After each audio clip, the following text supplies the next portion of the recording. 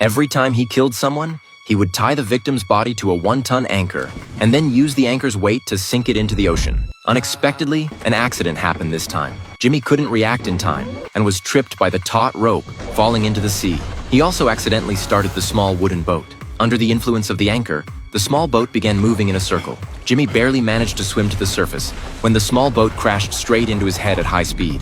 Fortunately, the injury wasn't too serious, and Jimmy managed to save his life. But the small boat kept circling and soon returned to the starting point. Having learned from the previous lesson, Jimmy this time took a deep breath and dove underwater, avoiding the small boat's collision. But he couldn't avoid the collision with the anchor behind it. 1 minute later, the small boat sailed to this position again. Unexpectedly, Jimmy relied on his strong survival instinct to grab the rope and swim up bit by bit. Although temporarily out of life-threatening danger, climbing onto the boat was still very difficult, because at this moment he was less than 10 centimeters away from the high-speed rotating propeller. If he wasn't careful, he might lose his reproductive organs. Finally, relying on his last bit of strength, he pulled out the power source, and the propeller stopped rotating. After resting for a moment, Jimmy returned to the boat and quickly threw his friend's body into the sea. This time, there were finally no accidents. The body smoothly sank to the seabed, but Jimmy still didn't dare to relax. Just disposing of the body wasn't enough to clear suspicion. Next, he had to destroy the evidence. He drove the boat to an uninhabited shore, then sprinkled gasoline in every place inside the boat. Then he lit a lighter